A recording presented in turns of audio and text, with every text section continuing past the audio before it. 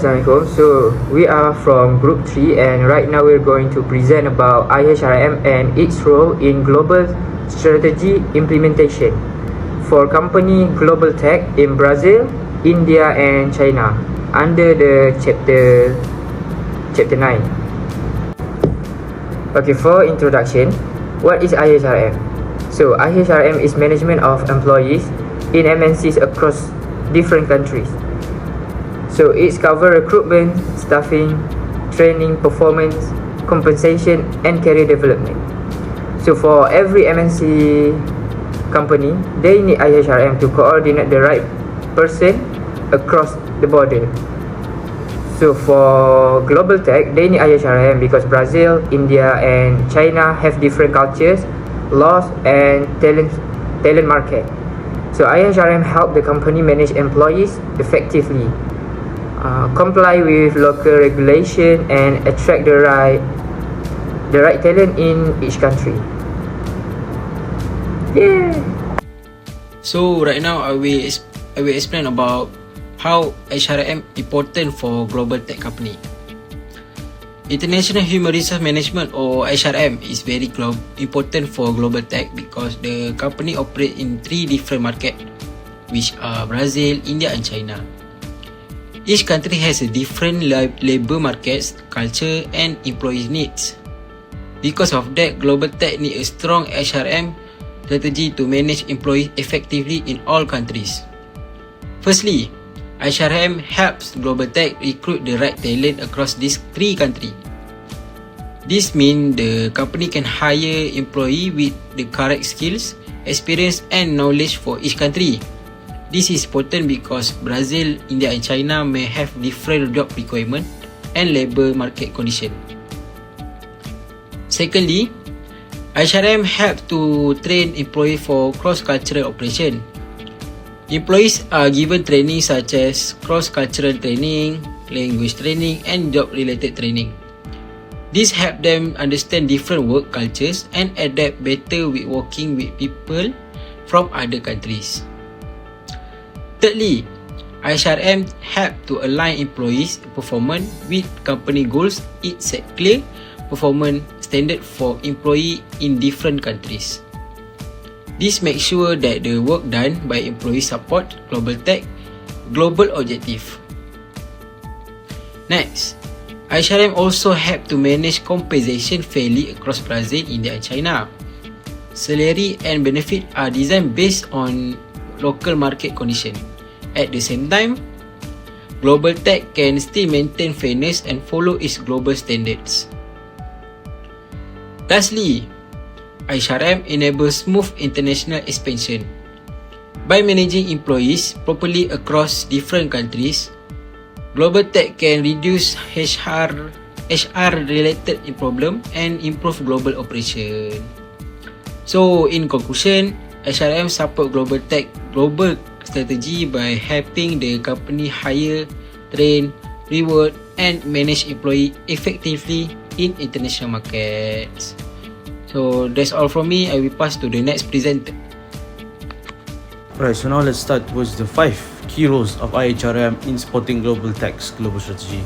Now let's move on to the first part, which is talent acquisition and staffing. Hello everyone and welcome. Today we are diving deep into the core mechanics of international human resource management, focusing on how global organizations strategically manage their most valuable assets, their people. As companies expand across borders, one of the most critical challenges they face is structuring their workforce. As we can see on the slide right now, effective global operations rely on a sophisticated balance of 3 distinct types of talent: expatriates, which is host country nationals, and third country nationals.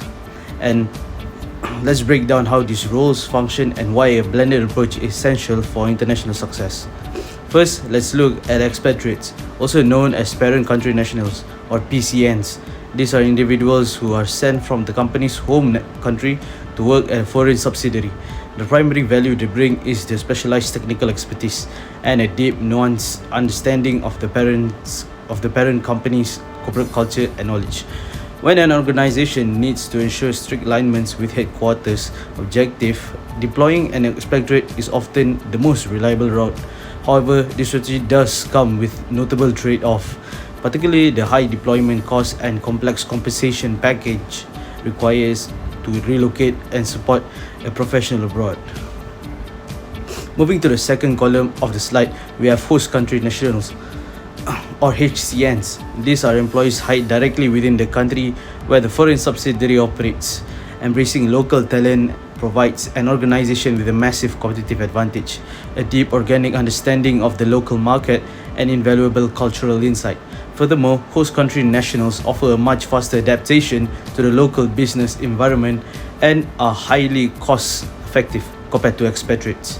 This naturally ensures that the business remains familiar with local regulation, labor law, and consumer habits, which drastically reduces compliance risk. Finally, we have third country national or TCNs. These are individuals who are neither from the home country nor the host country, but are brought in from a third nation.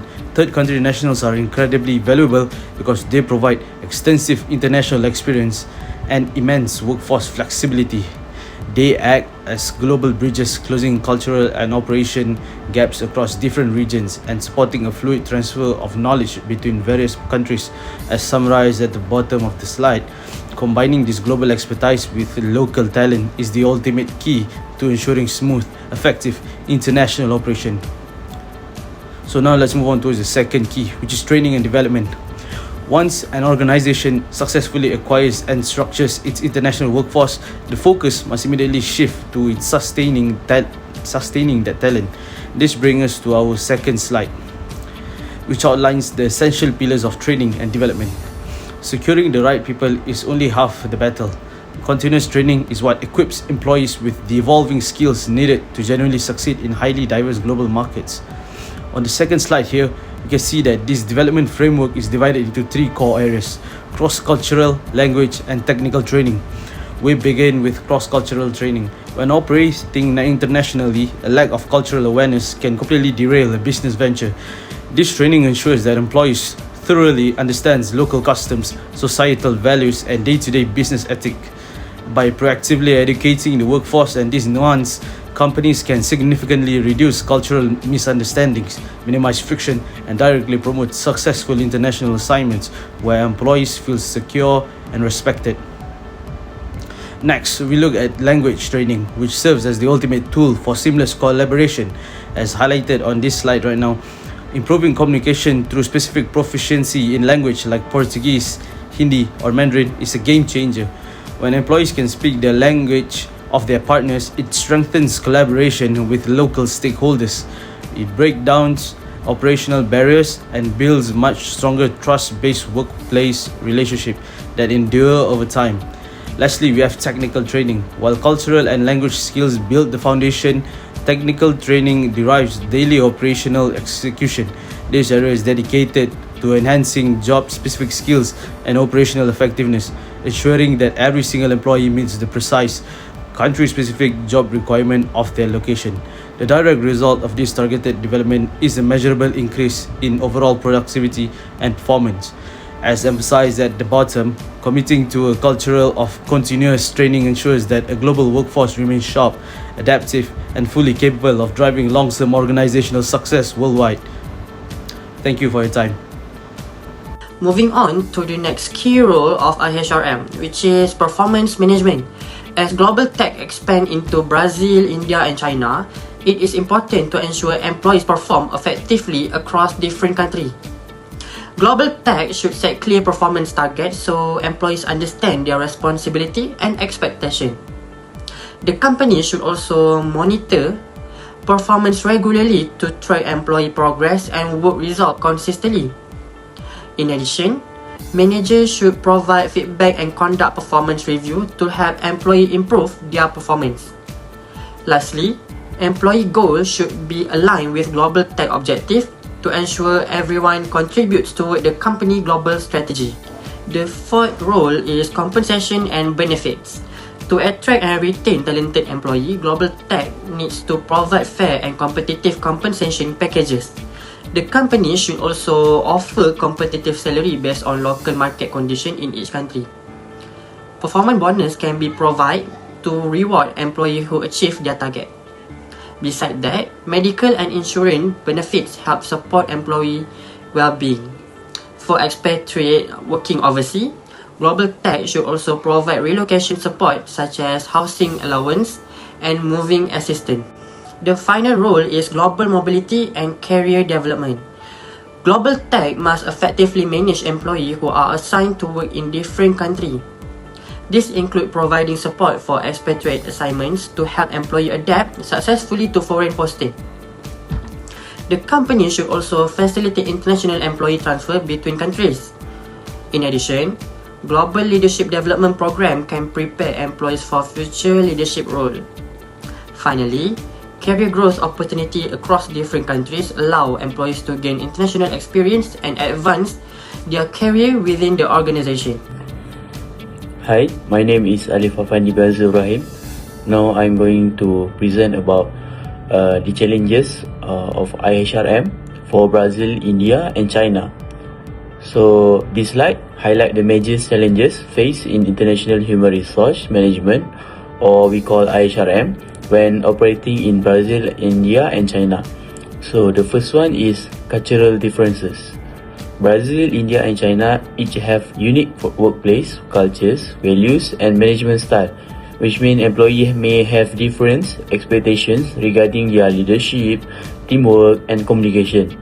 Other than that, multinational companies or MNC must adapt with their HR practice to fit local cultural norms. So the second one is language barrier. Communication can be challenging because different language are used in each country. So Portuguese is spoken in Brazil, Hindi and other regional language in India, while Mandarin is been using by, or we call it, is being used by primary language in China. So these differences may cause misunderstanding and can reduce workplace efficiency if not managed properly. So the third one is local labor law. Each country has its own employment regulations, which mean Brazil follow the CLT labor framework, India has various labor codes, and China has strict government influence employees policies. HR managers must ensure compliance with this law to avoid legal issues. So the next one is talent shortage. Although all these countries have a large population, company may still face difficulties finding employees with specialized skills, particularly in technology and leadership position. This increase competition for the qualified talent. So the next one is compensation differences. Salary structure, benefits and employee expectation vary significantly across countries. HR manager need to create compensation package that are both competitive and fair while maintaining global consistency. So the next one is expatriate adjustment problems. Employees assigned to work abroad may experience culture shock, language difficulties and family-related challenges. While without proper support, expatriates may struggle to adapt and perform effectively. So the last one is managing performance across different countries. Performance standards and work expectation can differ from one country to another. HR managers must develop fair and consistent performance evaluation system while considering local cultural and business environments. So in conclusion, managing human resource across Brazil, India and China require organization to balance global HR strategies with local businesses practice to higher effectiveness and employee satisfaction. So that's all from me. Thank you to all my groupmates for their presentation. So to wrap everything up, Global Tech Inc. is expanding into 3 very different markets: Brazil, India and China. And without a strong IHRM strategy, that expansions will fail before it even starts. We have seen today that IHRM covers 5 key roles: staffing, training, performance management, compensation and global mobility. Each one plays a critical part in making sure Global Tech's global strategy actually works on the ground, not just on paper. And if there's one thing to remember from today's presentation, is this: effective IHRM means putting the right people in the right place with the right support. As Doc Connors once said, to win in the marketplace, you must first win in the workplace. That is exactly what IHRM helps Global Tech do. From this case study, our group learned that managing people globally is not just about sending employees overseas, it's about understanding local cultures, respecting local laws, and balancing global goals with local needs. We hope our presentation have given you a clearer picture of how IHRM drives global success. That's all from us. Thank you.